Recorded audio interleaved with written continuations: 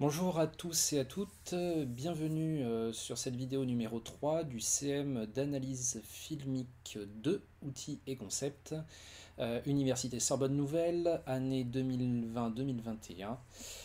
C'est donc la vidéo numéro 3 et c'est une vidéo dans laquelle à nouveau vous allez être émancipé de la nécessité de prendre des notes. Vous avez simplement à la visionner voilà, en toute disponibilité et puis vous trouverez sur eCampus une prise de notes par moi-même, une version scriptée de l'analyse que je vais vous proposer aujourd'hui sur un film, ou plutôt un extrait de film, donc de façon un petit peu similaire à ce que j'avais fait pour vous avec la séquence de 10 minutes de Casino de Martin Scorsese. Alors, la séance d'aujourd'hui, elle est ancrée aussi dans l'idée qui a été énoncée lors de la vidéo numéro 2, celle sur l'introduction générale à l'analyse de film, l'idée très importante que l'analyse ne consiste pas à plaquer artificiellement une grille méthodologique sur n'importe quel extrait de film, mais consiste avant tout à savoir s'adapter au film, savoir comprendre quelle est la proposition artistique d'un film, savoir le resituer aussi dans son contexte, dans son époque, notamment au niveau de la technologie disponible, et savoir s'accorder à son rythme, à ses formes, à la proposition qu'il nous fait. Avoir en quelque sorte, au premier visionnage ou lors des visionnages successifs, arriver à affiner et à avoir une idée un peu précise du projet qui est derrière cette séquence de la part de celles et ceux qui l'ont conçu. Et ainsi, à partir de cet élément-là, et bien, ensuite entrer dans le détail de l'analyse.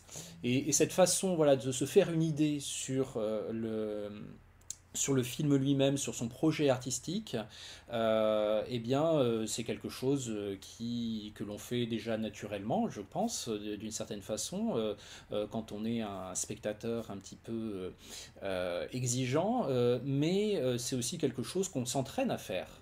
Et c'est pour ça que l'analyse de film est un exercice très intéressant et très important, je crois, dans un cursus d'étudiants en cinéma, parce que ça permet vraiment d'acquérir, je dirais, des réflexes, une plus grande facilité pour accomplir ça, hein, cette identification du projet artistique d'un film à partir de laquelle on va mener ensuite l'analyse dans le détail. Alors, on va le faire aujourd'hui avec un film qui s'intitule Le Dernier des Hommes, réalisé par Friedrich Wilhelm Murnau en 1924. Et j'ai choisi ce film, et donc un extrait d'une dizaine de minutes dans ce film, parce que c'est un film qui est très différent de Casino, vous allez le voir en termes de projet artistique, justement. Très éloigné aussi dans le temps, dans l'histoire des techniques, etc. Puisque c'est un film 70 ans, qui date de 70 ans plus tôt, et qui est un film allemand et non un film américain. Mais en même temps, dans l'extrait qui nous est présenté, il y a un enjeu assez similaire à celui qui était présent dans l'extrait de Casino, notamment dans tout ce qui tournait autour de la présentation du personnage de Ace Rustin, joué par Robert De Niro, à l'intérieur de son casino, le Tangiers. Cet enjeu, c'est celui de suivre un homme, un personnage, à l'intérieur d'une structure, d'un lieu particulier, qui n'est pas simplement un décor, mais qui est aussi une organisation sociale, ou une organisation économique, ou une organisation professionnelle. Et dans Le Dernier des Hommes, en fait, on va pas suivre un patron de casino, mais on va suivre un, quelqu'un de beaucoup plus modeste dans l'organigramme d'une entreprise. On va suivre le portier d'un grand hôtel. Le portier d'un grand hôtel qui donc va être relégué à un poste inférieur à celui de portier. Et c'est une histoire qui est... alors, c'est cet hôtel, en fait, je termine là-dessus, hein, c'est cet hôtel qui, justement va être considéré ici, non seulement comme un décor, mais également comme une organisation sociale, économique et professionnelle. Je prends un petit peu d'avance sur l'extrait. Ici, ce que je vous dis vient du visionnage de l'extrait, bien entendu. Vous allez pouvoir le vérifier dans un instant, mais voilà, évidemment, ce n'est pas quelque chose que je tire de mon chapeau. Mais je pense que c'est intéressant, voilà, d'avoir en fait ce même enjeu global, présenter un personnage à l'intérieur de son milieu professionnel, en quelque sorte, et des solutions de mise en scène très différentes, notamment en raison de la grande différence d'époque entre les deux films, même si on va retrouver quand même des choses un petit peu similaires, notamment un jeu intéressant avec le montage et un jeu intéressant avec les mouvements de caméra, mais j'y reviendrai. Donc, Le Dernier des Hommes, c'est un film qui raconte une histoire très mince, presque une anecdote a priori. On est très loin des grands événements aventureux ou des grands récits fabuleux et romanesques dont le cinéma à grand spectacle, notamment hollywoodien, fait son miel.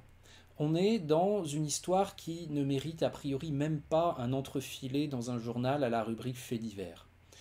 Cette histoire, c'est celle donc d'un vieux portier d'hôtel qui est incarné dans le film par Emil Jannings, qui était un des grands comédiens de la période muette allemande. Et ce grand portier, pardon, ce portier modeste d'un grand hôtel, eh bien, il va être relégué en raison de son grand âge, qui fait qu'il est moins présentable, et qui fait aussi qu'il est moins vigoureux pour attraper les valises des clients qui arrivent et les transporter dans le hall. Donc il ne fonctionne plus assez bien pour la bonne marche de l'hôtel, et donc il est relégué à un poste inférieur dans l'organigramme, celui de responsable de la propreté des toilettes. Donc l'histoire qu'on nous raconte en fait, c'est une histoire de déchéance personnelle en quelque sorte, de dégringolade un peu au niveau social d'une personne, mais c'est une histoire qu'on pourrait juger assez peu dramatique a priori, ou assez anecdotique. Et c'est tout l'intérêt justement du film que de nous montrer à partir de cette histoire a priori anecdotique à quel point elle peut être vécue de façon tragique et à quel point elle va aussi nous faire comprendre des choses au-delà de ce qui arrive au personnage. À quel point dans cette histoire, en fait, il y a d'autres histoires plus larges qui sont contenues, notamment, je prends un petit peu d'avance aussi sur l'analyse, mais l'histoire du sort des personnes âgées dans la grande marche économique moderne. Donc c'est voilà, c'est à partir de cette histoire assez mineure que Murnau va déployer un art de la mise en scène confondant pour l'époque, notamment parce que il a beaucoup innové, notamment en ce qui concerne les mouvements de caméra. Donc c'est quelque chose auquel on pourra être assez sensible pendant la projection de cet extrait. Une autre chose à laquelle on pourra être sensible, c'est la direction d'acteurs. On n'en a pas énormément parlé dans Casino, parce que bon, on peut jamais non plus parler de tout, hein. Une analyse exhaustive, c'est, je crois, un fantasme. L'analyse de film est quelque chose de virtuellement inépuisable. Mais pourquoi finalement dans Casino on en a assez peu parlé? Bien parce que le jeu d'acteur de Robert De Niro était relativement peu expressif. Celui de Sharon Stone l'était davantage. Ce qui est intéressant de noter, c'est que ce jeu d'acteur de Robert De Niro, en fait, il exprime beaucoup de choses quand même. Mais ce n'est pas le comédien lui-même qui les exprime, c'est le montage. Hein. C'est le fameux effet coulé de chauffe. On y reviendra un petit peu dans une autre vidéo, si jamais vous ne connaissez pas encore ce terme. C'est l'idée qu'en fait, De Niro, il a passé quasiment tout le tournage des plans qu'on voit dans l'extrait de Casino à regarder avec un air neutre dans une direction proche de celle de la caméra. Et c'est ensuite ce qu'on a monté dans le contre-champ, les images qu'on lui a fait voir, en fait, à travers le montage, les raccords qu'on a montés sur son regard, et puis la musique, et puis la voix off, qui nous permettent de lire l'émotion sur le visage de cet homme qui n'est pas censé en exprimer. Là, je parle de son personnage, évidemment.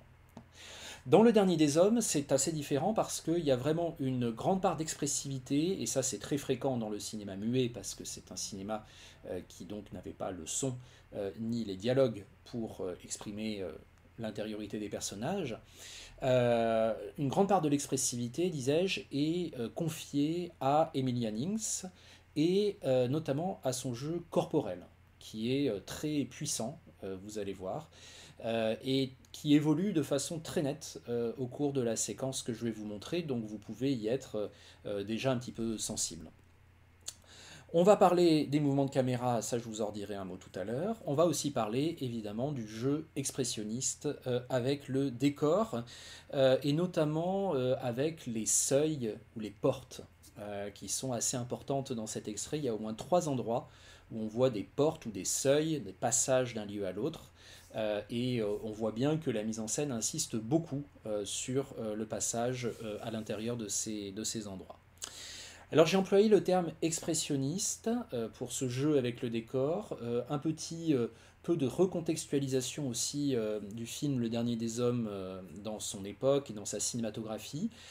Donc c'est un film d'abord qui est un film allemand, muet, 1924.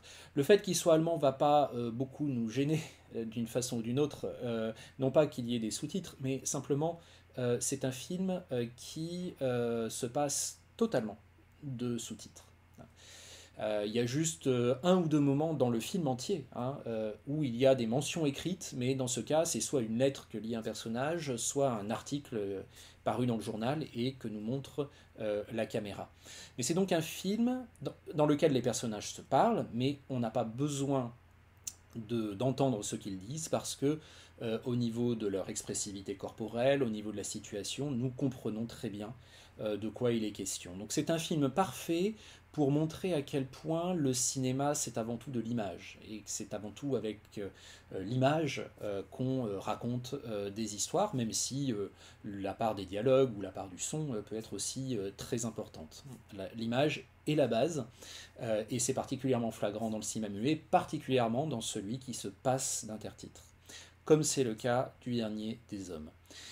Ça aussi c'est quelque chose, je prends un petit peu d'avance sur l'analyse, je vous le dis à l'avance, mais voilà, vous pourrez le remarquer, mais c'est quelque chose que l'on peut dire dès l'abord, dès qu'on a fini de regarder la séquence, ou qu'on l'a regardée plusieurs fois, on peut faire cette remarque-là parce que c'est une part très importante de la description de la séquence. Pas d'intertitre, c'était un but que s'était donné tout un courant du cinéma allemand muet.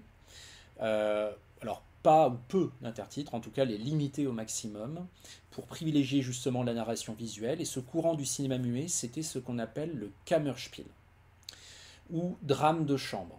C'est-à-dire tout un courant du cinéma muet allemand qui prend pour objet des histoires apparemment mineures, des histoires en huis clos, des histoires de famille, des histoires de gens pauvres, etc. Des histoires qui ne sont pas a priori inscrites dans le grand ordre tragique, mais qui respectent en tout cas une certaine unité de lieu, de temps et d'action. Donc des histoires assez minimalistes, on pourrait dire, transfigurées par la mise en scène de cinéma et cette narration visuelle que l'on déploie à partir d'elle. Un très bon exemple de Kammerspiel, par exemple, c'est le film de Lou Poupik, Le Rail, en 1923. S'il y a des noms que je prononce comme Kammerspiel, Friedrich Wilhelm Murnau, et vous vous dites comment ça s'orthographie, vous le verrez dans le document que je mettrai sur eCampus.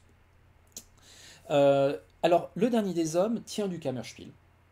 clairement. Il y a quelque chose dans la minceur de son intrigue, de son argument scénaristique, en quelque sorte, et puis dans sa concentration sur une poignée d'actions très localisées, suivies dans leur continuité, quelque chose voilà, qui relève vraiment du Kammerspiel. En même temps, et puis il y a l'absence d'intertitres, dont le Kammerspiel n'avait pas l'exclusivité, mais qui relie clairement ce film à cette tradition.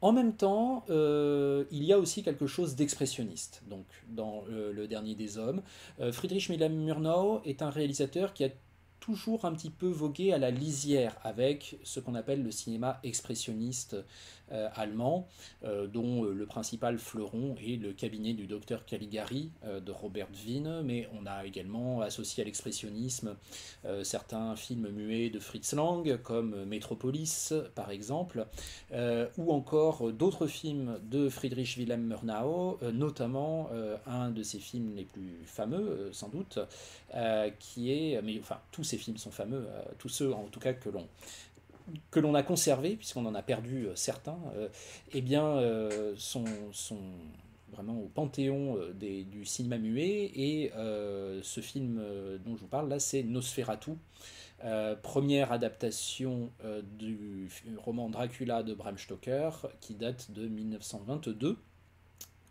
et qui est un film absolument somptueux à connaître absolument quand on étudie le cinéma.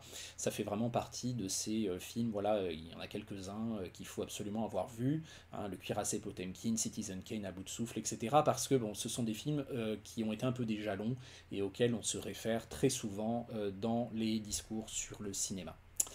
Et puis par ailleurs, ce sont de superbes films. Bon, Friedrich Wilhelm Murnau a toujours un peu navigué à la lisière de l'expressionnisme. Le terme même expressionnisme est un terme un peu ambigu.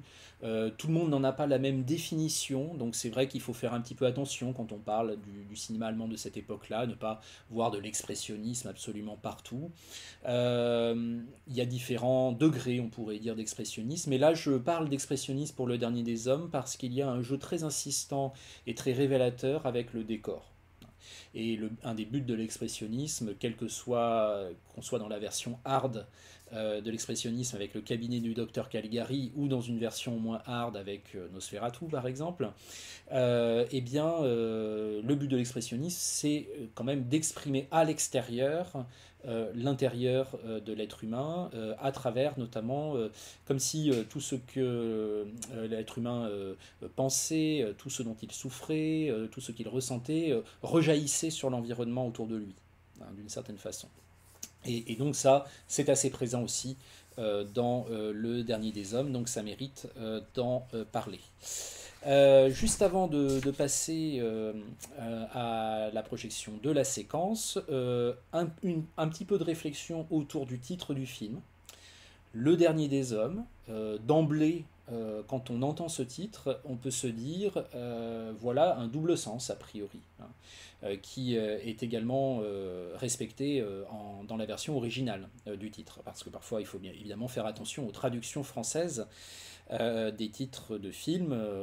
C'est clair que les westerns de l'âge classique hollywoodien, par exemple, ont eu des traductions françaises assez farfelues et assez normées,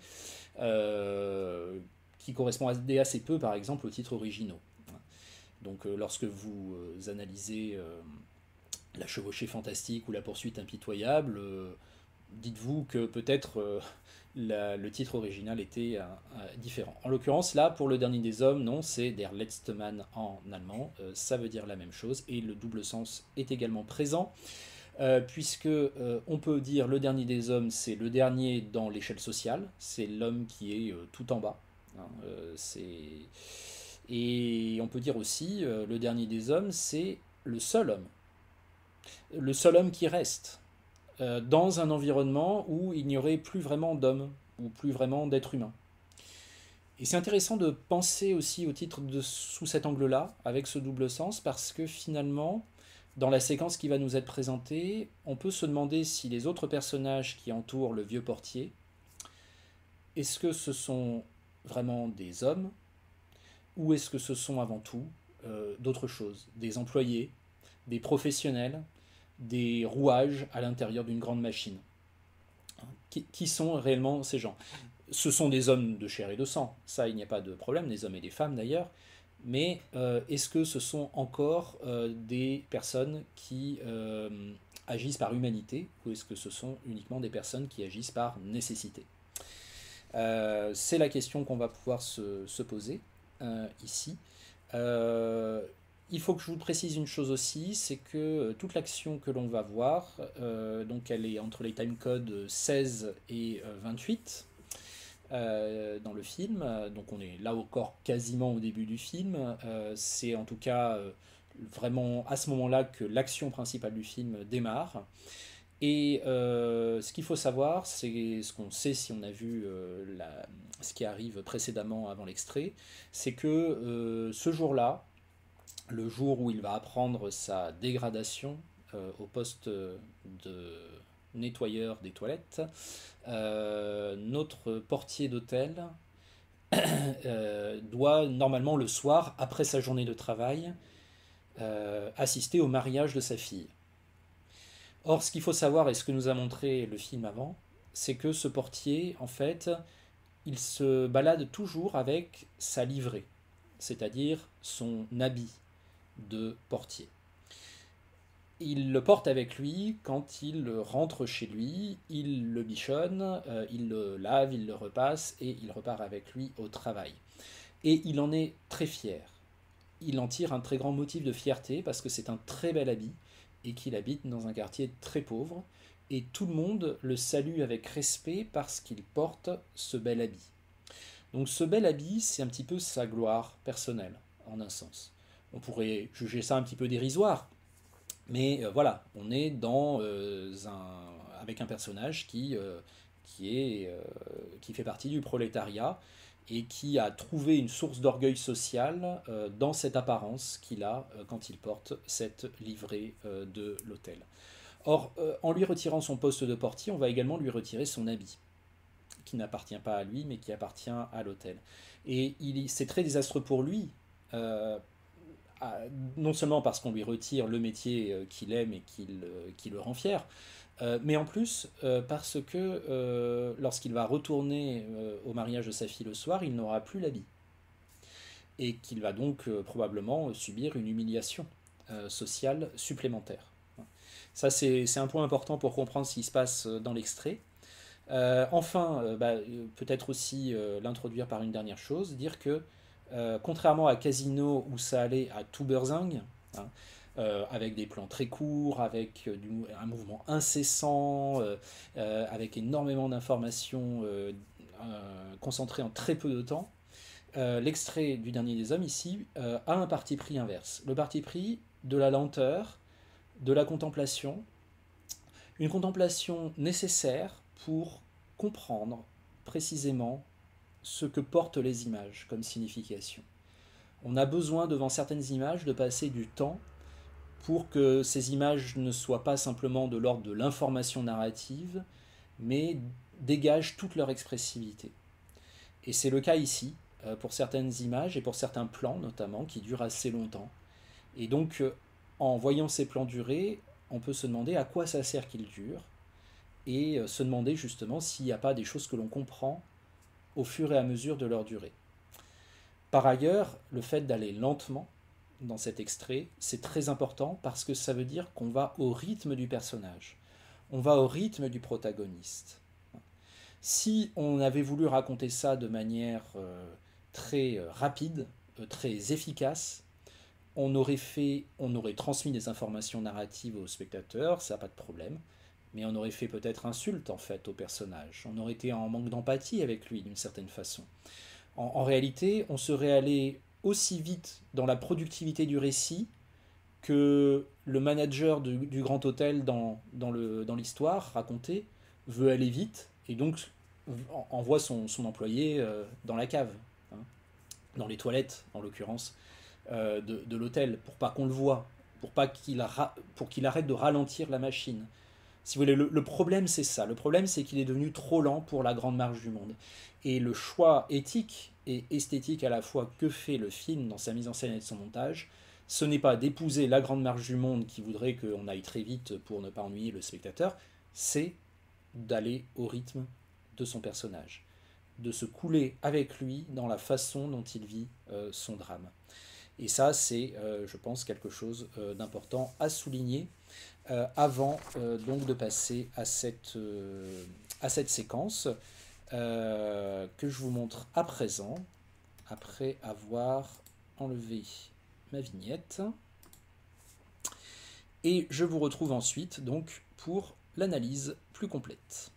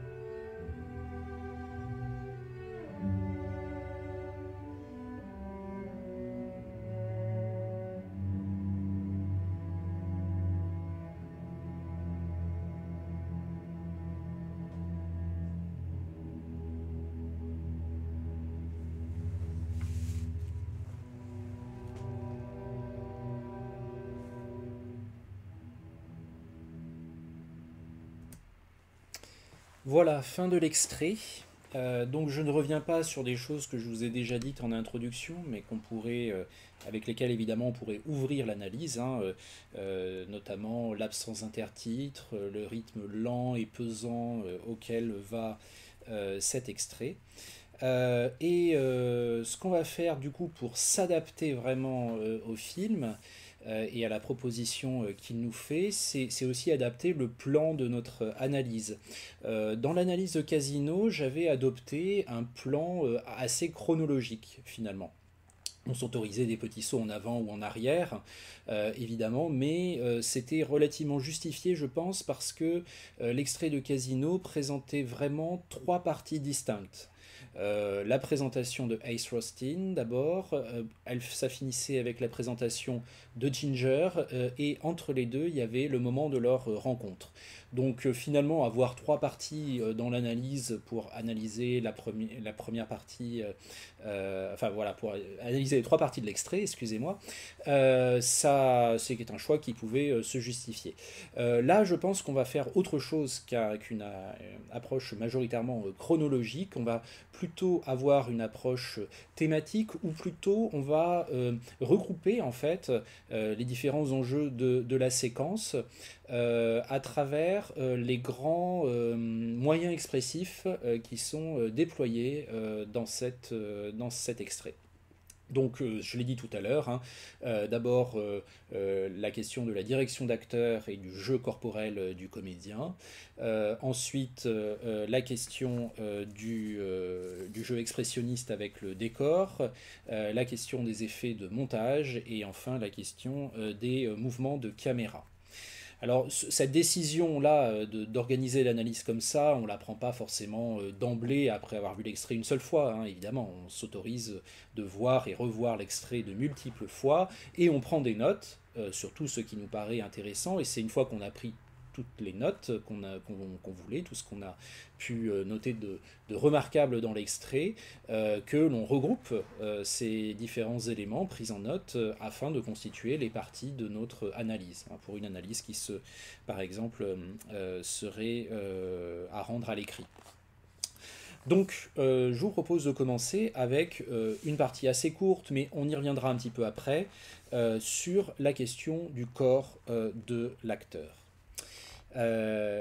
Emil Jannings donc est un comédien qui est présent non dans tous les plans, mais en tout cas on est tout le temps avec lui dans cet extrait, à part dans un ou deux plans enfin une poignée de plans qui sont montés en montage alterné, mais ça j'y reviendrai tout à l'heure. Donc il est vraiment au centre de l'extrait. Et on va faire une chose très simple, c'est qu'on va regarder comment évolue sa posture, sa façon de se tenir et sa façon de marcher. Et donc l'extrait s'ouvre avec lui qui se rend sur le lieu de son travail, et voici comment il se tient, et voici comment il marche. Donc ça c'est la fin de la scène précédente. N'en tenez pas compte, voici. On voit ici un homme qui semble à l'aise dans sa façon d'habiter le monde, hein, qui marche avec le buste bien droit, la poitrine gonflée, hein, peut-être aussi par l'orgueil de sa prestigieuse livrée, et il vient tenir sa place dans ce grand hôtel. On voit donc un personnage a priori plein d'aplomb, et aussi avec une certaine énergie, une certaine droiture, une certaine vigueur même. Et quel contraste avec le même personnage quand on le retrouve ici à la fin de l'extrait, donc 10 minutes de film plus tard, après qu'on lui ait annoncé sa dégradation de l'organigramme de l'hôtel et qu'on lui ait retiré son beau costume.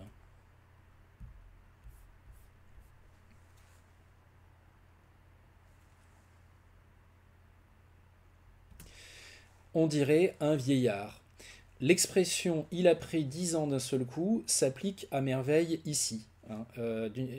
En un sens, pendant peut-être la petite heure qu'il a passée entre le moment de son arrivée à l'hôtel et le moment où on l'amène à sa nouvelle affectation, et qui a été condensée pour nous en une dizaine de minutes. Il a pris 10 ans, il s'est affaissé, il s'est voûté, il a maintenant une démarche traînante, presque claudicante. Il est devenu ce qu'on voyait en lui et que lui ne voyait pas, c'est-à-dire un vieillard, quelqu'un qu'on va mettre au rebut. Et donc ça, c'est une chose déjà très intéressante, je pense, à noter pour l'analyse de cet extrait, c'est la façon dont on investit donc la figure corporelle de ce portier, du comédien Emil Jannings, pour exprimer ce qui arrive au personnage et exprimer le problème de l'âge d'une certaine façon. Mais l'âge n'est pas seulement une donnée biologique et objective dans cet extrait, dans ce film. Hein. C'est aussi la société qui vous condamne d'une certaine façon à avoir un certain âge à partir d'un certain moment. Et ça, voilà, on l'a noté donc à différents endroits de la séquence, ce jeu avec la direction d'acteur, avec le corps d'Emily Jannings.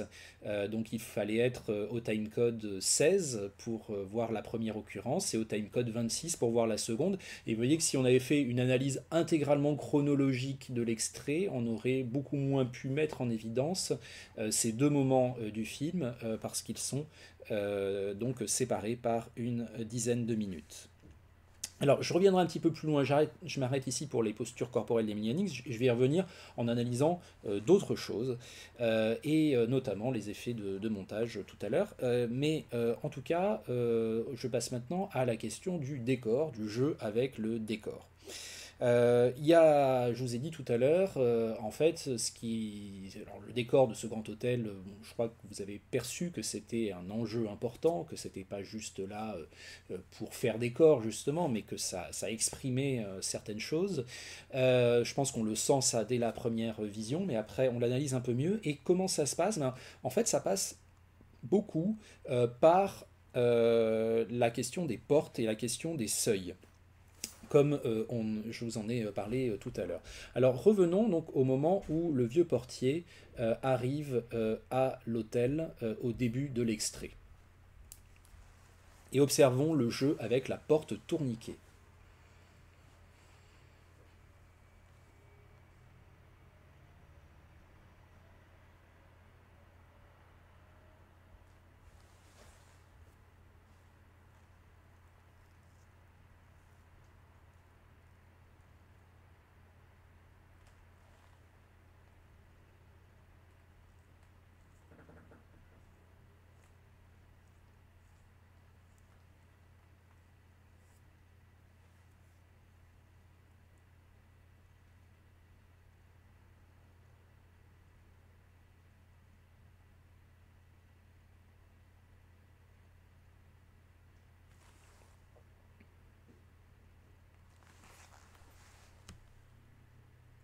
Voilà, on voit bien que cette porte tourniquet, elle est assez proéminente hein, dans la composition des plans. Non seulement parce qu'on a souvent ces plans avec la caméra à l'intérieur de l'hôtel et donc la rue qui est observée à travers ce qu'on pourrait appeler le surcadrage, le cadre dans le cadre qu'impose cette porte, qui est à la fois vitrée et nervurée, hein. Mais aussi parce que, comme vous allez le remarquer, à chaque fois quand on sort avec Emily Jannings sur le trottoir, il est là en stupeur, vous avez compris, parce qu'il vient de voir son remplaçant, il n'était pas au courant, et bien on a toujours dans le fond du plan hein, cette porte qui tourne hein, dans la profondeur de champ. Là encore, on la voit tourner. Là, on ne la voit pas plus tourner, c'est peut-être une toute petite faute de raccord. Parfois, c'est ce qu'on arrive à visionner quand on analyse les films très en détail, mais c'est intéressant qu'on ne la voit pas tourner aussi quand le groom, quand on a ce plan, ce gros plan sur le groom, parce que en fait, la question de la porte qui tourne, c'est pas lui qu'elle concerne. C'est-à-dire qu'en fait, ici, on peut aussi se dire que peut-être c'est pas une faute de raccord et que c'est une véritable prise de distance avec le réalisme ou avec la vraisemblance à des fins d'expressivité. Pourquoi? Parce que ce que nous dit cette séquence, hein, au fond, le message, si l'on veut, j'aime pas tellement ce terme parce qu'il n'y a pas toujours un message, et puis comme disait le PDG de la MGM, si vous voulez envoyer un message, ne faites pas un film, envoyez une lettre par la poste. Mais Si on voulait synthétiser ce qui se passe ici en termes de mécanisme social, et à travers le jeu de la mise en scène avec cette porte, on pourrait dire la roue tourne. Pendant que l'un passe d'un côté, l'autre passe de l'autre côté. Le nouvel employé remplace l'ancien. Pour l'ancien, c'est comme un coup de poignard, il voit arriver son successeur, il sait qu'il est fini. Pour le nouveau, en revanche, il ne se passe rien de spécial, on lui a juste donné un job. Hein. Il n'est pas méchant, évidemment, lui, il a juste besoin d'un métier. Hein. Et donc, cette porte tourniquée, elle devient à ce moment-là, au moment où les deux personnages se croisent, l'ancien portier et le nouveau, elle devient un véritable creuset métaphorique du mécanisme social à l'œuvre. La jeunesse remplace la vieillesse et la roue tourne. Et cette expression, la roue tourne, la roue de la vie, hein, ceux qui étaient jeunes avant deviennent vieux, sont remplacés par plus jeunes qu'eux, etc. Eh bien, cette expression la roue tourne, elle est là pour le portier. Elle n'est pas là pour le groom, pas spécialement. Et donc, c'est derrière l'image du portier que la roue continue de tourner et pas derrière celle du groom. Donc ça, c'est un premier jeu avec les portes. Un autre jeu, évidemment, c'est avec la porte des toilettes de l'hôtel, dans laquelle une porte que le vieux portier va franchir et dans laquelle va s'accomplir sa disparition. On ne peut pas le dire autrement, il va vraiment disparaître du plan. Il va être placé dans l'obscurité. C'est intéressant d'ailleurs que les toilettes ne soient pas montrées directement dans cet extrait parce que ça peut donner l'impression que ce n'est pas seulement aux toilettes qu'on le met, mais c'est au sous-sol. Et le sous-sol, ça peut aussi connoter, c'est comme un vieil objet qu'on met à la cave, si vous voulez. Ça peut aussi, dans une culture chrétienne plus massive que la nôtre aujourd'hui, mais qu'il était beaucoup plus au temps de Murnau, connoter la question de la descente aux enfers. Ça, c'est quelque chose qui semble pas du tout délirant de penser par rapport à, ou en tout cas une hypothèse à formuler par rapport à cette séquence et par rapport à voilà, l'insistance avec laquelle on a vu simplement le portier descendre sans aller avec lui jusqu'au lieu où il doit aller, qui est un lieu vraisemblable, les toilettes, mais en fait, pour l'instant, nous le voyons simplement descendre dans un réduit sombre, disparaître socialement, et c'est la raison aussi pour laquelle, à la fin, on se retrouve avec la façade du Grand Hôtel à la fin de cette séquence.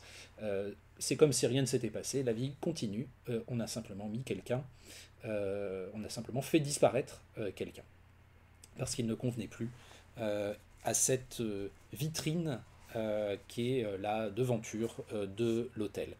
En effet, le poste qu'il occupait avant, hein, le poste de portier, c'était un poste de pleine lumière, hein, c'était un poste de représentation, et donc il n'est plus maintenant la vitrine de l'hôtel. Sa chute en est d'autant plus rude. Cette chute, elle va s'accomplir par étapes successives, et puisqu'on est dans le registre des connotations symboliques, je voudrais vous montrer le moment où on lui retire son habit. Vous le remontrez en tout cas. Voilà. Je reviens un tout petit peu en arrière. Alors simplement la notion de connotation hein, que j'emploie. Parfois, dans un langage un petit peu plus courant, on va plutôt dire symbole, l'image symbolise quelque chose, ou l'image connote quelque chose, mais globalement, c'est un peu la même idée. C'est l'idée que l'image ne raconte ou n'exprime pas seulement ce qu'elle montre directement, ce qu'elle montre objectivement. Elle peut exprimer aussi d'autres choses, et la mise en scène peut nous aider à percevoir ce sens symbolique ou ce sens connoté, ou ces sens symboliques ou ces sens connotés. Et donc c'est ce qu'on va voir ici, notamment avec une petite séquence dans laquelle on enlève son habit au portier.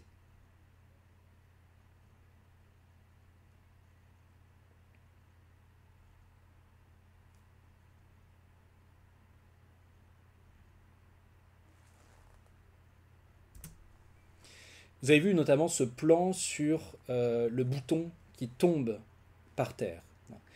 Là, je pense qu'on peut vraiment se dire que le metteur en scène, ici, ne veut pas simplement montrer qu'on retire un habit à un vieil homme, il veut aussi connoter autre chose. Il veut créer une comparaison métaphorique ou symbolique avec une autre situation.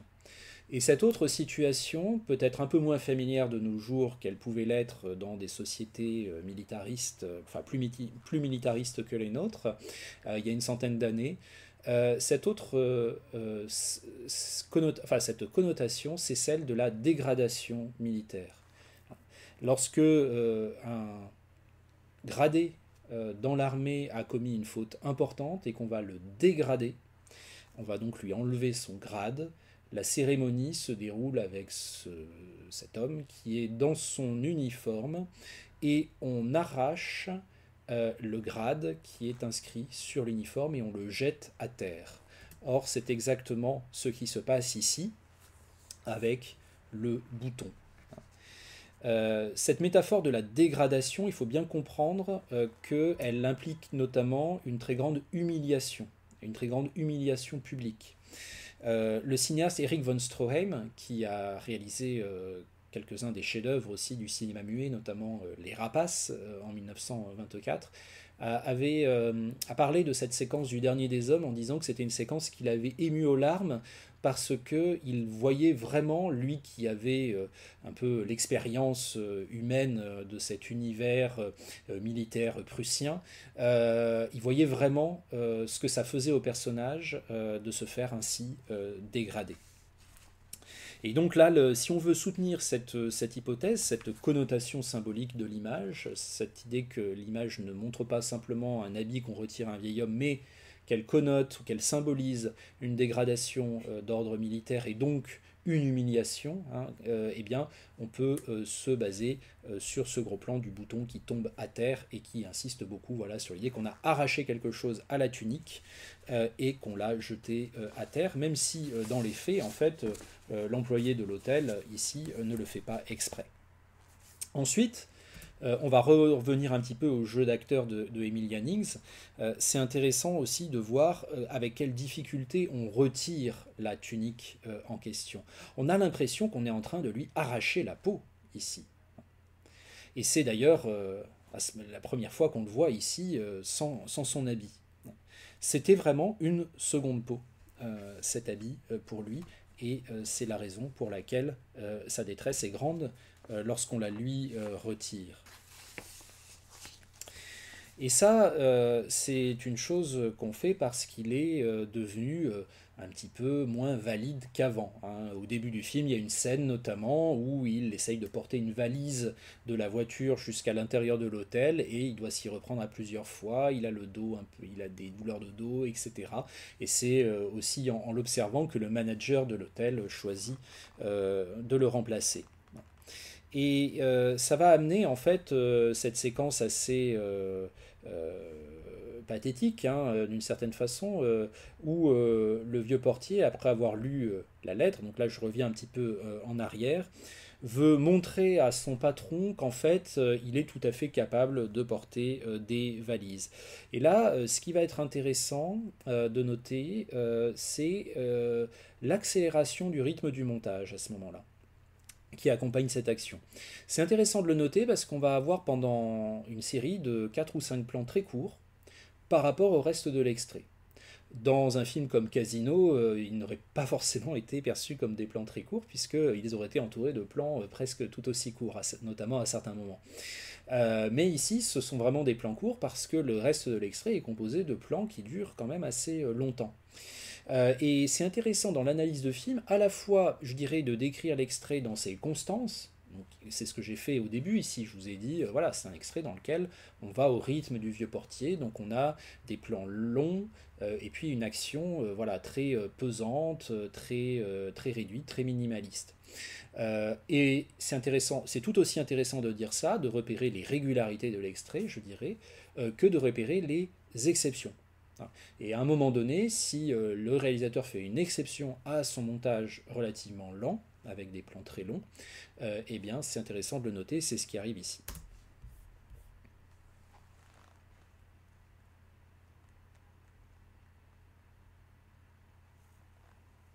Enfin, c'est ce qui va arriver dans un petit instant, puisque là on est toujours dans des plans longs. J'avance un tout petit peu.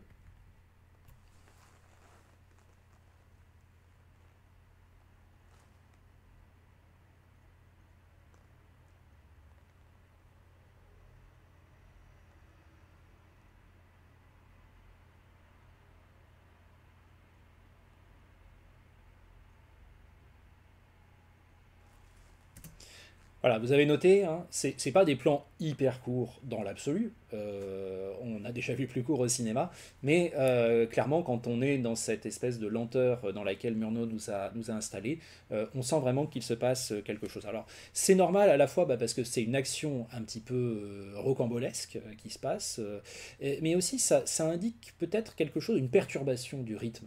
En fait, à ce moment-là, d'une certaine façon, on est sorti du rythme habituel et comme on est un peu sorti de la bonne marche des choses, parce que ce qu'a fait le portier ici, c'est une tentative tout à fait pathétique et incongrue de prouver qu'il était encore apte. Non seulement il a échoué, mais en plus de toute façon, la décision est prise depuis longtemps. Il a donc perturbé l'ordre des choses et la soudaine rapidité de ce montage, avec lui qui chute et puis le gérant de l'hôtel qui se lève très rapidement, après la chute de la valise, signale qu'il y a quelque chose qui a un peu déraillé à ce moment-là. Ça signale aussi le bruit qu'a causé la valise quand elle est tombée, qu'on n'a pas entendu parce qu'on est dans le cinéma muet, mais que la réaction du gérant de l'hôtel signale comme étant un bruit à la fois surprenant et incongru. Pas à sa place. Ce qui arrive ensuite est également intéressant à noter du point de vue des connotations symboliques. Alors, je reviendrai un tout petit peu après hein, sur la question du montage alterné. Mais vous voyez ici que le gérant de l'hôtel, je dis le gérant ou le manager, mais bon, enfin, je parle de la même personne à chaque fois, bien entendu, hein,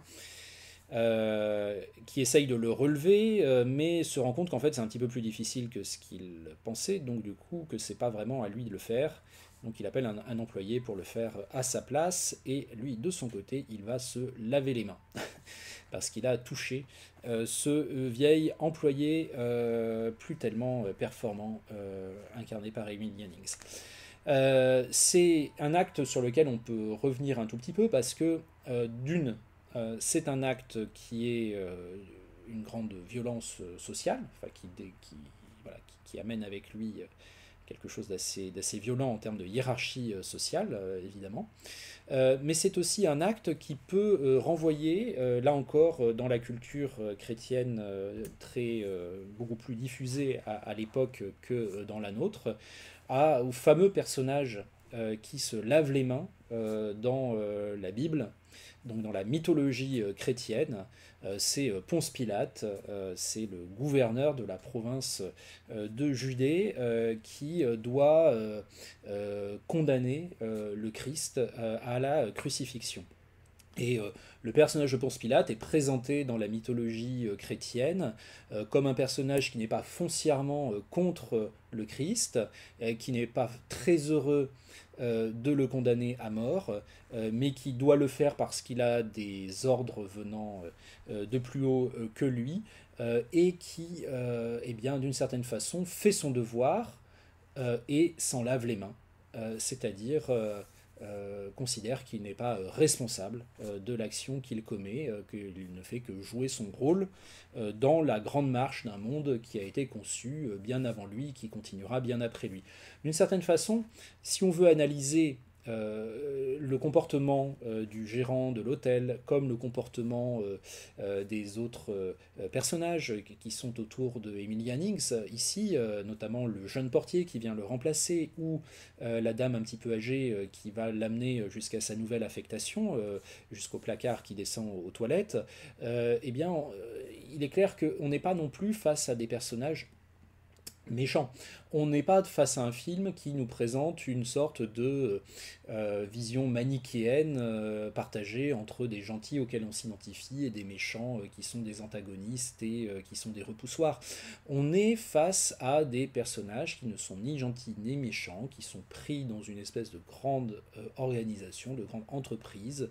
Voilà. Je ne dis pas que ce gérant d'hôtel est très sympathique, il n'est pas montré comme un personnage très sympathique, mais d'une certaine façon, le fait de le montrer en train de se laver les mains indique aussi que, comme toute personne impliquée dans le drame du vieux portier malgré lui, c'est quelqu'un qui, avant tout, accomplit sa fonction.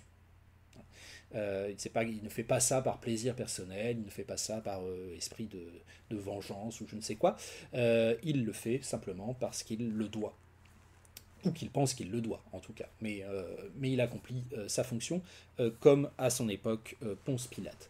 Alors, maintenant, on va parler un petit peu juste peut-être pour... non, petite parenthèse pour finir.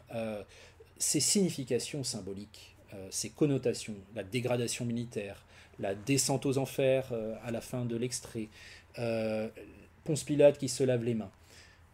Parfois, on les trouve, et parfois on les trouve pas. Parfois on se dit ça doit être ça, mais on n'en est pas totalement sûr. On se dit les gens qui ont fait le film ont sans doute pensé à ça. Et puis on peut être plus ou moins convaincu par ça. Si mon explication sur Ponce Pilate, par exemple, qui se lave les mains, ne vous convainc pas totalement, je peux très bien l'entendre. C'est peut-être quelque chose que l'on projette. C'est aussi ça un petit peu l'analyse de film. C'est pourquoi si je présente la métaphore de Ponce Pilate dans l'analyse, je la présenterai, je crois, prudemment. Je la présenterai en disant que c'est une signification possible, pas forcément quelque chose de totalement avéré. En revanche, pour la dégradation, pour la question de la dégradation militaire quand on retire le costume du vieux portier, là je crois qu'on est dans une métaphore symbolique, dans une connotation qui est beaucoup plus assurée. Notamment parce qu'on a ce plan, cet insert, hein, ce plan de coupe sur le bouton qui tombe à terre. Ça pour moi c'est quelque chose qui vraiment manifeste le fait que les personnes qui ont conçu le film ont pensé à la dégradation militaire et à cette analogie qu'on pouvait faire. Mais voilà, selon les cas, je dirais, ces métaphores ou ces connotations peuvent être plus ou moins assurées, peuvent être plus ou moins démontrées. La question, c'est de les présenter plus ou moins prudemment, selon qu'on en est plus ou moins sûr, et ensuite, c'est au lecteur ou à l'auditeur de l'analyse de décider si ça lui paraît convaincant ou non. Voilà. Et puis aussi une autre chose à ce sujet, personne ne capte forcément tous les symboles qui sont dans un film. Il y en a qu'on voit, il y en a qu'on voit moins, il y en a qui nous échappent, il y en a qu'on capte, c'est normal. Ce qui est certain, c'est que plus on a une culture générale, notamment liée au contexte culturel du film lui-même, et plus on est sans doute à même de percevoir ces métaphores ou ces analogies. Mais ça n'empêche pas que le film puisse en produire d'autres aussi, presque à son insu. Il est possible aussi que cette idée de Ponce Pilate qui se lave les mains n'ait pas été présente consciemment à l'esprit des gens qui ont fait le film, mais qu'elle puisse être présente dans l'esprit de beaucoup de spectateurs, simplement parce qu'ils voient le personnage en train de se laver les mains. Dans ce cas, est-ce que c'est comment dire, incongru d'en parler dans une analyse de film? Non, absolument pas, parce que ce qu'on analyse dans un film, c'est ce qu'il y a dans le film, et pas ce qu'il y a dans la tête de ceux qui l'ont conçu. Un film est toujours beaucoup plus riche en signification et en sens que ce qu'ont voulu en faire ses créateurs. Je reviendrai sur cette question-là, du rapport entre l'auteur et le film, dans une vidéo prochaine. Mais là, maintenant, on va se pencher sur une autre question que l'extrait nous pose, c'est la question du montage. Et notamment du montage alterné, et c'est bien parce qu'on va vraiment pouvoir mettre en pratique d'une certaine façon cette sensibilité au montage alterné qu'on a pu acquérir éventuellement avec l'extrait de Que la bête meurt dans la vidéo numéro 2. Ce qu'on peut noter, c'est que tout au long de l'extrait, en fait, il y a quelques moments de montage alterné qui sont particulièrement cruels pour le vieux portier. Par exemple, au moment où il échoue à porter la malle, donc on revoit ce moment,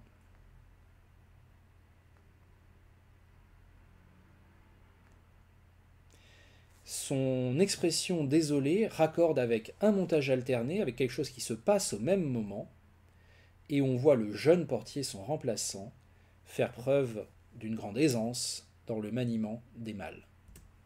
Autrement dit, le montage alterné à ce moment-là accable encore plus le personnage.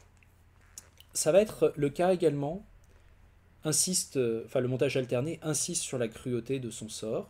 Ça va être le cas également au moment où on vient de lui retirer la précieuse tunique et de la ranger. On est 5 minutes plus loin dans l'extrait et on a un montage alterné avec le mariage de sa fille qui a lieu au même moment. Il doit rejoindre la noce plus tard.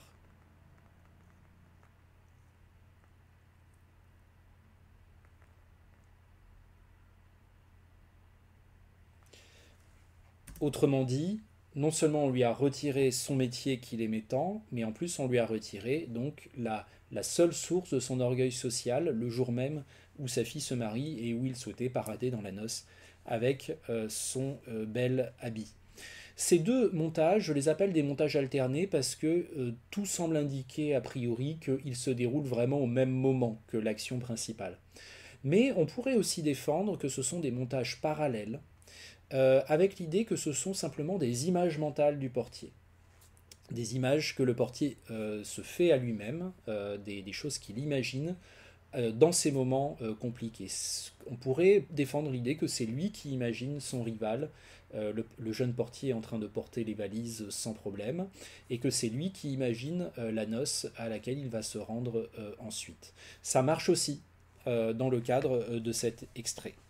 Et donc il faut aussi le dire quand un extrait ou quand une séquence peut être lue de façon différente. L'analyse de film peut aussi, n'est pas obligé de choisir une seule voie. On peut aussi acter la polysémie d'un passage filmique.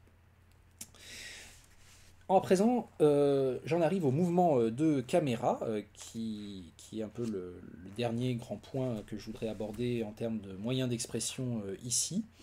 C'est quelque chose d'important dans cet extrait de signaler qu'il y a plusieurs travelling autonomes dans cette séquence. Alors qu'est-ce que c'est qu'un travelling autonome? C'est un mouvement de caméra dans lequel la caméra bouge de façon indépendante des personnages. Donc ce n'est pas un travelling d'accompagnement. D'accord.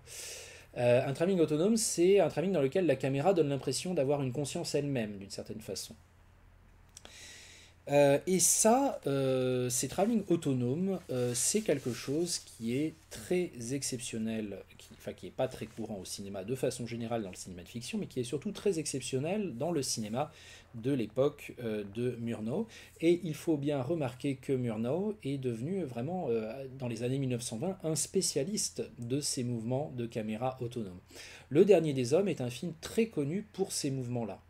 On y voit notamment une caméra qu'on a mise sur des chariots, sur des vélos, etc. Enfin, il n'y avait pas encore tout l'attirail, la dolly, la luma, c'est-à-dire la grue, le chariot spécial, les rails de travelling, etc. Tout ça n'était pas encore présent dans l'histoire des techniques cinématographiques et sur les tournages. Et donc quand on voulait bouger la caméra, a priori il fallait une bonne raison. Alors une bonne raison, ça peut être évidemment de suivre un personnage dans son action. Mais bouger la caméra pour elle seule, sans forcément qu'elle accompagne un personnage, ça c'est quelque chose de beaucoup plus exceptionnel. C'est quelque chose de coûteux et de difficile à produire dans l'état de l'industrie cinématographique de l'époque. Et donc c'est quelque chose dont on peut dire qu'il relève vraiment d'un choix très important de la part du cinéaste, qui a fait d'ailleurs d'autres travelling autonomes très intéressant, notamment dans son film, le premier film qu'il réalise aux États-Unis en 1927 et qui s'intitule L'Aurore. Il y a notamment un moment où on commence à suivre un personnage masculin qui va retrouver sa maîtresse dans un champ la nuit et la caméra commence par le suivre, c'est un travail d'accompagnement et puis très vite la caméra se dissocie de lui et elle part toute seule pour retrouver la maîtresse et elle part avant lui d'une certaine façon et lui arrive après la caméra. Voilà, c'est une scène très, très célèbre et un plan extrêmement compliqué à mettre en place, mais je vous en parle pas aujourd'hui, on reste sur Le Dernier des Hommes. C'est évidemment, c'est pas le seul film qui fait des travelling un peu impressionnants ou spectaculaires pour l'époque. Et il faut bien préciser aussi que le cinéma muet n'a pas grand-chose à envier, même au cinéma d'aujourd'hui, hein, en ce qui concerne parfois la rapidité du montage, la virtuosité des mouvements de caméra, etc. Il suffit de voir des films d'Abel Gans comme Napoléon, par exemple, en 1927, ou un film comme Cœur fidèle de Jean Epstein en 1923, avec la fameuse scène où la caméra est sur un manège dans une fête foraine et accomplit des mouvements complètement dingues, pour voir qu'on a vraiment exploré, hein, des possibilités pyrotechniques pour la caméra, mais souvent dans un contexte de scène un peu expérimentale dans des récits de fiction, des scènes qui sont plus liées à la sensation au fait de raconter une histoire à proprement parler, je simplifie, hein. Et dans le cinéma de fiction, en revanche, un petit peu plus normé, eh bien c'est beaucoup plus rare qu'on ait des mouvements de caméra extrêmement marqués. Ou alors, encore une fois, ils suivent les personnages, hein. Ça, on peut avoir des grandes courses-poursuites avec des voitures, avec des caméras qui filment des personnages qui courent ou qui conduisent des voitures très vite dans la rue. Enfin, voilà, des scènes d'action, comme chez Buster Keaton par exemple, on en a beaucoup qui sont accompagnés par des mouvements de caméra qui sont toujours à ce moment-là des travelling d'accompagnement. Or, dans Le Dernier des Hommes, on a donc des travelling autonomes, c'est ce que je vous disais. Alors, lesquels sont-ils? Eh bien, voici un premier travelling autonome.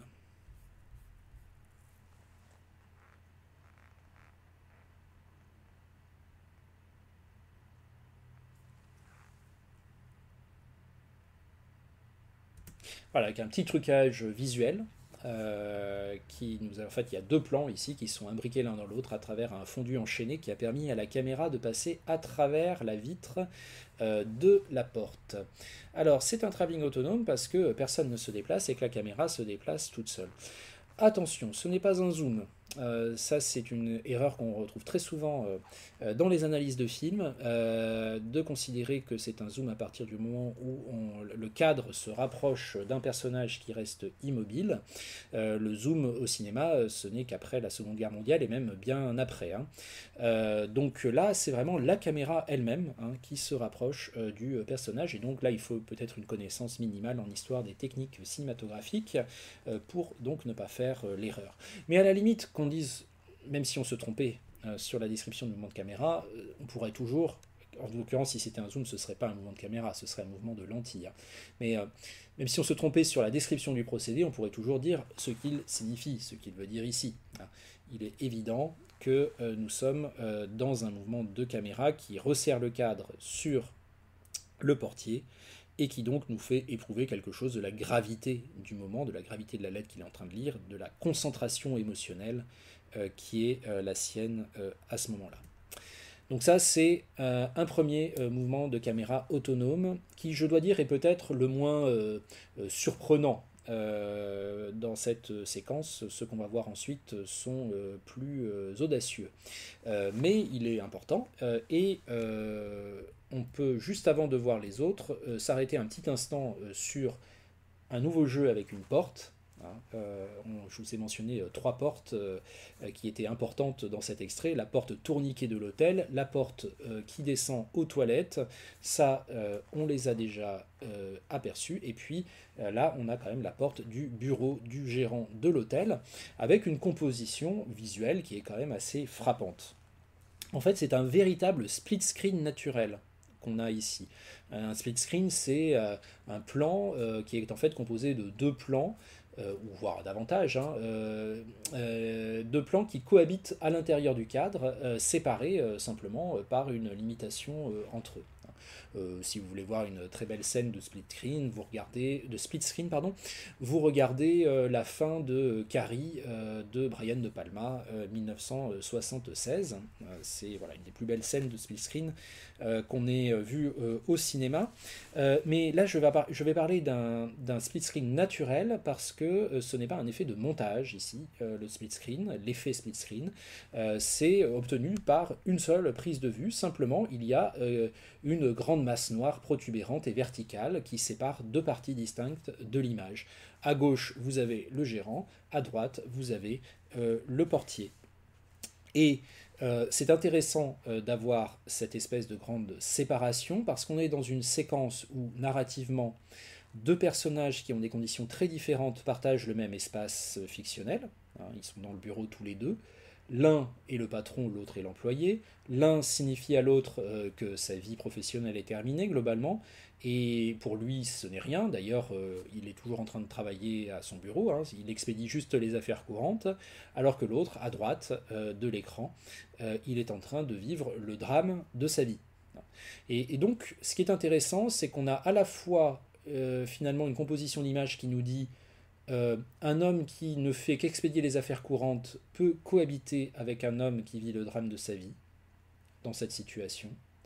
Mais en même temps, la séparation entre eux, la séparation entre leurs conditions, elle est marquée par cette grande poutre noire, d'une certaine manière, qui descend et qui sépare les deux parties de l'image.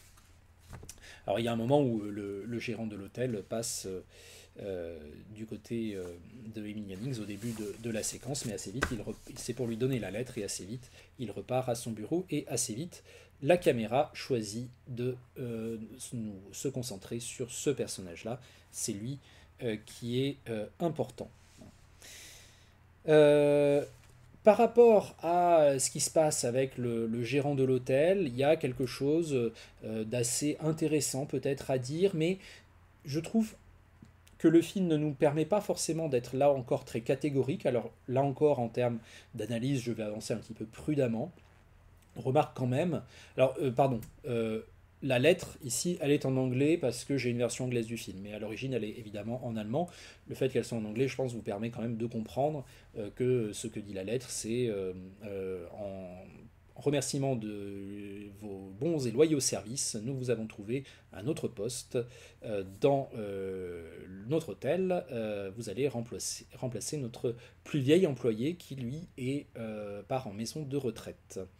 Et c'est intéressant parce que c'est vraiment la roue tourne dans tous les sens. C'est-à-dire que le vieux portier se fait remplacer par un portier plus jeune, mais lui-même il remplace le nettoyeur des toilettes qui lui va en maison de retraite, c'est-à-dire va encore davantage disparaître par rapport à son rôle social. Donc à tous les niveaux, en fait, il y a quelqu'un qui remplace quelqu'un d'autre. Cette parenthèse étant refermée, et le montage alterné d'ailleurs ici nous permettant d'avoir un bref aperçu de ce qu'est ce vieil employé.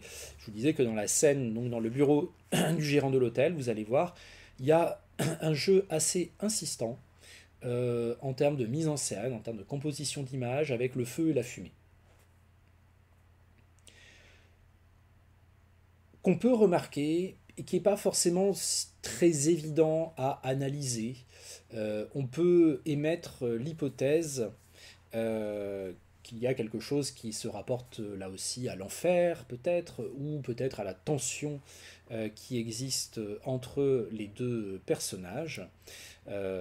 C'est quelque chose qu'il est possible de dire, et en même temps, c'est pas forcément une chose extrêmement qu'on peut avancer de manière extrêmement catégorique.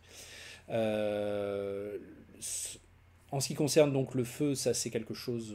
Voilà, j'avance un tout petit peu quand même parce que le film va vraiment pas vite, et donc c'est important que vous l'ayez quand même sous les yeux. En ce qui concerne le feu, c'est une chose. En ce qui concerne la fumée, ça semble beaucoup plus insistant. L'idée de faire du gérant de l'hôtel, comme vous l'avez vu dans le plan précédent, un personnage dont émane une fumée, en fait. Alors, oui, narrativement, il fume une cigarette, donc c'est normal que de la fumée s'échappe, mais il y a quelque chose dans la lumière, dans la façon de filmer, et puis même dans la façon pour le personnage de tirer comme un pompier, vraiment, enfin le comédien de tirer comme un pompier sur sa cigarette, qui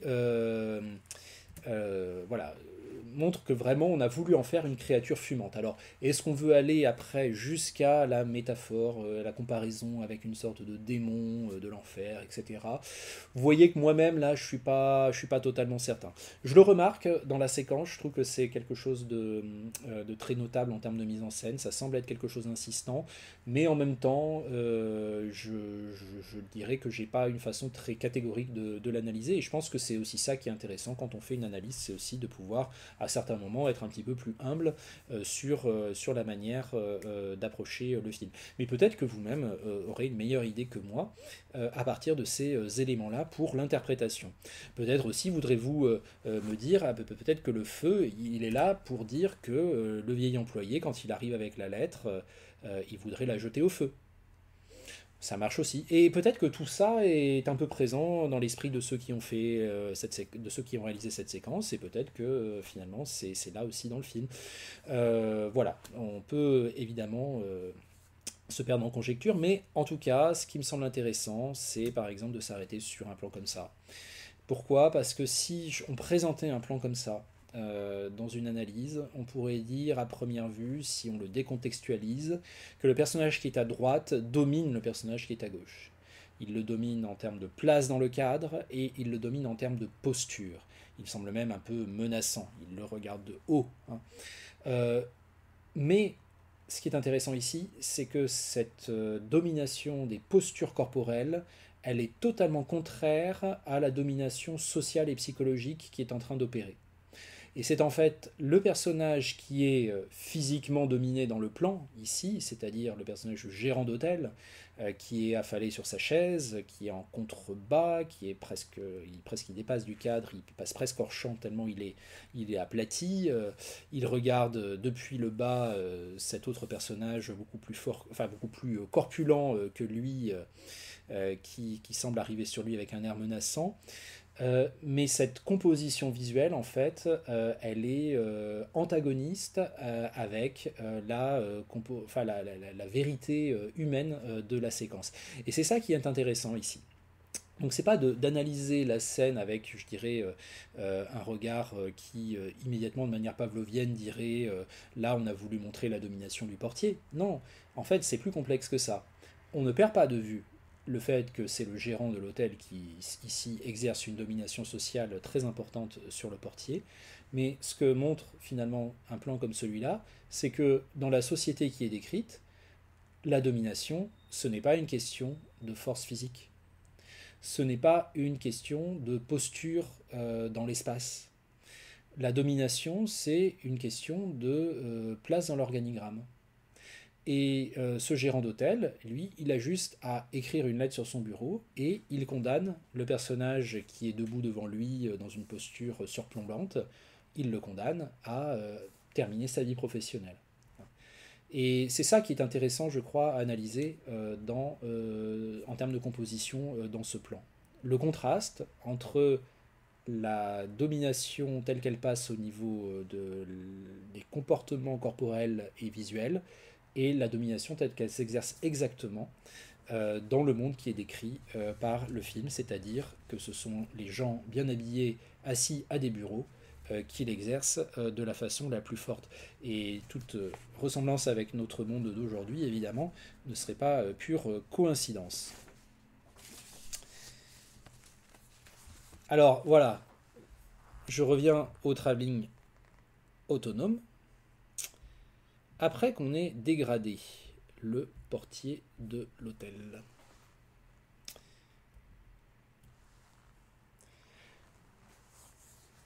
La tunique finit dans le placard.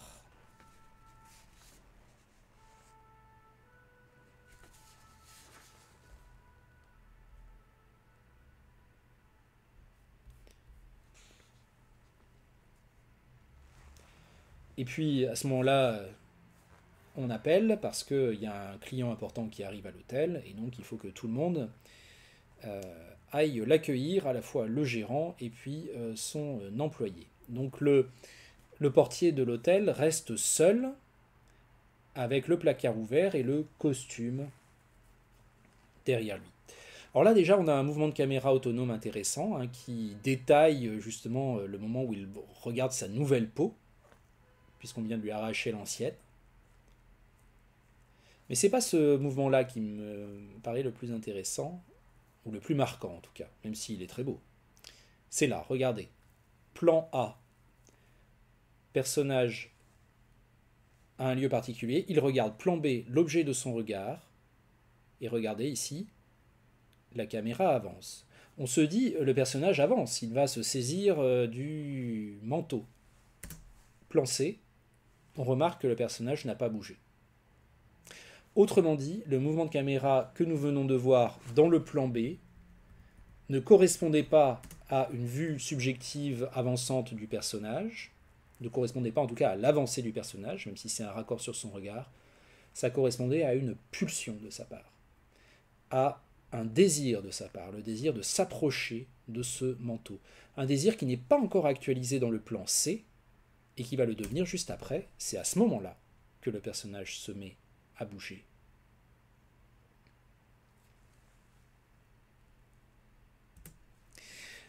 Et donc là, c'est assez exceptionnel. Ce que fait Murnau dans le cinéma de l'époque, c'est vraiment un mouvement de caméra autonome, c'est-à-dire qui s'est dissocié du comportement physique du personnage, même si ce mouvement de caméra reflète l'envie, le désir du personnage, donc on pourrait dire qu'il a un lien psychique avec le personnage, mais en tout cas il s'est dissocié de son déplacement, de son absence de déplacement en l'occurrence, il a précédé le personnage dans son déplacement vers le manteau. C'est quelque chose d'assez intéressant pour être souligné.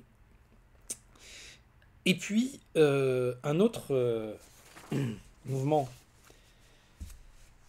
de caméra autonome, c'est celui qui arrive là, à la fin de la séquence analysée, au moment justement où on va retrouver le vieux portier qui, comme on a dit, en termes de posture corporelle, il a pris 10 ans d'un coup. Il est voûté. Alors vous avez peut-être pu remarquer que au moment où on lui ferme la porte du placard où se trouve le costume au nez, il arrive à récupérer la clé du placard. Donc plus tard dans le film, il reviendra pour voler la tunique de portier d'hôtel. Mais donc le voici qui suit l'employé relativement âgé, qui le conduit vers sa nouvelle affectation. Et là, regardez bien comment opère la caméra.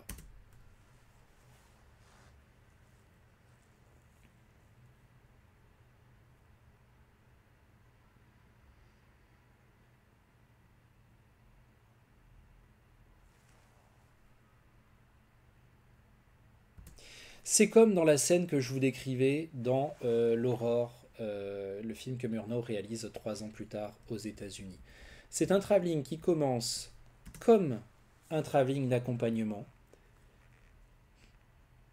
Là pour l'instant ça panote, voilà, là un travelling d'accompagnement, mais le personnage ne va pas assez vite. Il a une démarche traînante, claudicante, et la grande marche de l'hôtel exige qu'il aille plus vite. Alors le travelling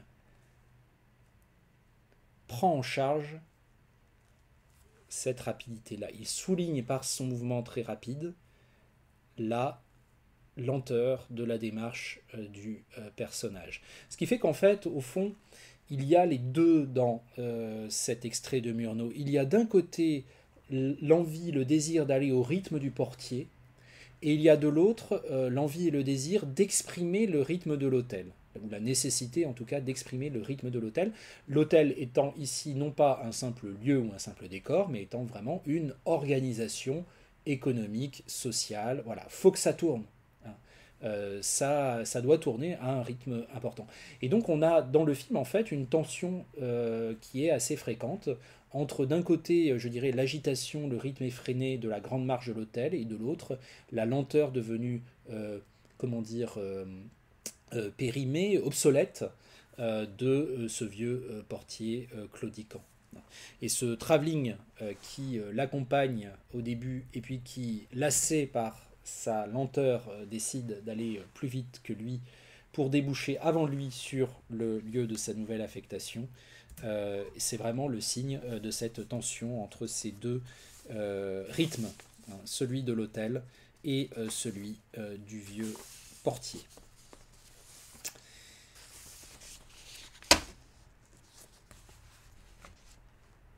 L'ironie terminale, un peu cruelle de cette séquence, c'est que cette disparition du portier qui va descendre dans le sous-sol, vieux meuble qu'on met à la cave, descendre vers les enfers, toutes les connotations qu'on voudra amener autour de cette action-là, Ce qui est intéressant, c'est que cette disparition, elle va s'effectuer déjà, elle va être un peu préfigurée ici. Notamment après donc ce nouveau montage alterné qui est là encore une fois assez cruel hein, pour le personnage, parce que on voit son remplaçant qui est devenu la vitrine de l'hôtel, lui, le personnage, donc son remplaçant est en pleine lumière, en pleine visibilité, alors que lui, le vieux portier, on le fait disparaître derrière une pile de torchons. Et ultime ironie, son métier de portier, c'était de porter les valises, d'accueillir les clients, etc. Mais quand même, le but principal, c'est de tenir la porte aux gens. Maintenant, c'est à lui qu'on la tient. Voici comment s'achève cette saisissante métaphore sur la disparition sociale d'une personne âgée. En guise de conclusion, ce qu'on pourrait dire, c'est que du coup, ce qui nous est raconté ici, c'est pas seulement un drame personnel. Ça l'est aussi, et d'ailleurs le fait qu'on aille à son rythme, à lui, d'une grande partie de l'extrait, est quelque chose de très important à ce niveau-là. De transformer finalement ce qui pourrait ressembler à un micro-événement vu de l'extérieur en une véritable tragédie, parce que vécu de l'intérieur par le protagoniste. Mais ce n'est pas simplement un drame personnel que cette séquence nous montre, c'est aussi un mécanisme socio-économique. On remplace un employé par un autre employé, la roue tourne à tous les échelons de l'organigramme, et la grande machine économique de l'entreprise continue, peu importe le prix humain du procédé. Donc finalement, ce qu'on pourrait dire, c'est voilà, que cet hôtel, un petit peu comme le casino Tangiers de Las Vegas, ce n'est pas simplement un lieu pour l'action, ce n'est pas simplement un décor, c'est vraiment une organisation sociale, humaine, économique particulière, qui est finalement une forme de représentation symbolique ou métonymique d'une organisation plus vaste, hein, qui est celle de l'économie de marché, hein, de façon générale, voilà, qui est synthétisée à l'intérieur d'un lieu particulier qui a une portée plus générale que lui-même. Et à l'intérieur de ce lieu, ou plutôt à l'extérieur de ce lieu, à l'intérieur de ce lieu, il se passe des drames, il se passe des tragédies intimes. Et à l'extérieur de ce lieu, eh bien, en apparence, rien n'a changé. C'est toujours la même façade, c'est toujours la même vitrine. Voilà donc ce qu'on pourrait dire pour monter un petit peu en généralité à partir de l'extrait proposé. C'est toujours intéressant de se dire que un cinéaste ambitieux ne va pas forcément simplement avoir à cœur de raconter son histoire de la façon la plus efficace ou la plus poignante possible. Il aura sans doute aussi à cœur d'exprimer à travers l'histoire qu'il raconte des choses plus générales sur la société, sur la condition humaine, etc. Et souvent, c'est par la mise en scène, justement, et par le montage, c'est-à-dire par les moyens expressifs du cinéma, que ces choses-là vont être exprimées. Et on l'a vu notamment à travers le jeu des symboles et des connotations, mais on l'a vu avec le jeu expressionniste avec le décor, on l'a vu avec les postures du comédien Emily Jannings, et on l'a vu avec les mouvements autonomes de caméra qui sont les fondements, enfin les principales parties de notre analyse qu'on a donc choisi d'organiser en fonction de la mobilisation des grands enjeux expressifs du cinéma qu'effectue dans ce film Friedrich Wilhelm Murnau. Je vous invite évidemment à visionner dans son intégralité Le Dernier des Hommes, que vous trouvez sur YouTube. Je crois, aux dernières nouvelles, je n'ai pas vérifié aujourd'hui, mais que la meilleure version, c'est une version anglaise qui s'intitule donc, The Last Laugh et non The Last Man, le dernier rire. En anglais. Mais si vous tapez Le Dernier des Hommes sur YouTube, vous trouverez tout de suite cette version-là. Et vous verrez notamment qu'il y a quelque chose de très intéressant dans la fin de ce film. Et je vous invite, bon, je ne vous la raconte pas parce que je ne veux pas vous la spoiler, mais je vous invite donc à visionner le film sans la connaître. Et une fois que vous aurez visionné le film, de vous documenter sur pourquoi cette fin. Parce qu'elle est quand même très exceptionnelle et très intrigante. Voilà, je vous en dis pas plus, je vous remercie d'avoir suivi cette vidéo. Vous retrouverez sur eCampus donc la version scriptée de cette analyse. Je vous souhaite une bonne fin de semaine et je vous dis à très bientôt.